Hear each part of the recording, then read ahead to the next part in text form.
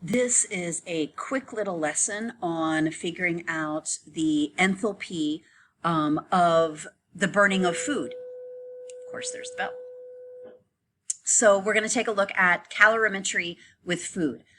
So in the lab, there's really nothing different, right? We're gonna have a piece of food burning. So we've got our flame and we've got our piece of food over the flame, and the heat is going to go into a cup of water, and we're going to measure the temperature change. So again, we're doing a combustion reaction. So the food's going to react with oxygen, produce some CO2 and water. So very similar to the burning of the candle that we've seen.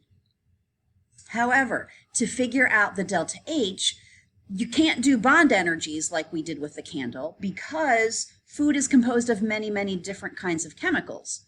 So what we're going to do is in order to figure out the delta H theoretically, we are going to use the actual food label. So we're going to take advantage of the fact that somebody before us, theoretically, we're going to take advantage of the fact that someone before us figured out what it really should be using something called a bomb calorimeter. So the numbers that you see on a food label, the theoretical numbers from a food label are from a bomb calorimeter. So what I want to do is have us take a look at the food label. So I'm going to get the camera to go a little bit lower and maybe turn off the lamps so we don't have a glare. Okay, so we need two pieces of information from the food label. Remember that delta H is kilojoules per mole, or in this case, it's going to be kilojoules per gram. So we need to know how much energy you can get from a gram, and we also need to know how many grams there are in a serving. And so what the two pieces of information we need are the serving size. In this case, I'm doing the honey graham crackers like we used to make the s'mores. So we need the serving size, which is 35 grams per serving, because they also give you a calorie count in per serving. So in this case, it's 140 calories per serving. We don't care how many servings are in a box. We just need to know those two pieces of information. So I know that there are 140 calories. Now these are food calories, 140 calories per serving. And I also know that there are, like we said, 35 grams per serving. So really, since delta H is in units of energy per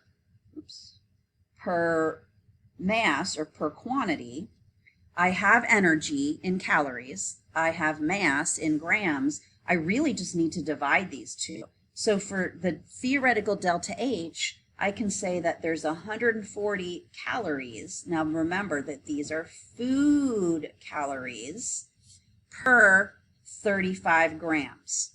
There's my delta H. So now here's the thing that you've got to remember.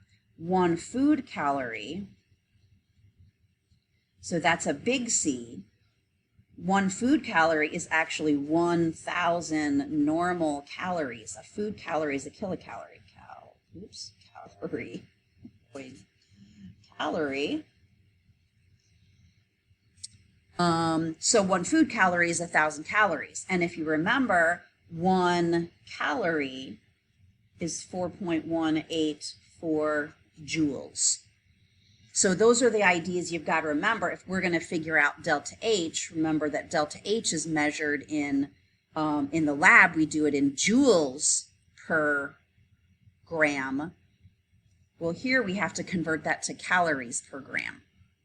So if we want to, let's just for practice, if we want to convert this into joules per gram, like what we'll see in the lab, we've got 140 food calories, big C, per 35 grams.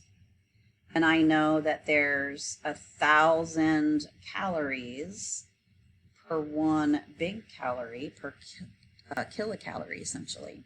And then I also know that there's 4.184 joules per 1 calorie. So I would get an answer. Should have figured this out beforehand. I didn't do it. Give me a second, do it quick. 140 divided by 35 times 1,000 times 4.184 is 16,736 joules per gram, or 16.7 kilojoules per gram. Okay, so these are the two pieces of information that you need in order to get the theoretical delta H. On the food label, you need the calories per serving, and you need the grams per serving. So every food label is going to have that information somewhere in the nutrition area. So you just need to find it and pull it off. So we're going to do a lab. We're going to burn some different kinds of food and figure out what the delta H is in calories per gram, and then you're going to compare it to what the food label says. We'll see how efficient our food burning calorimeters are.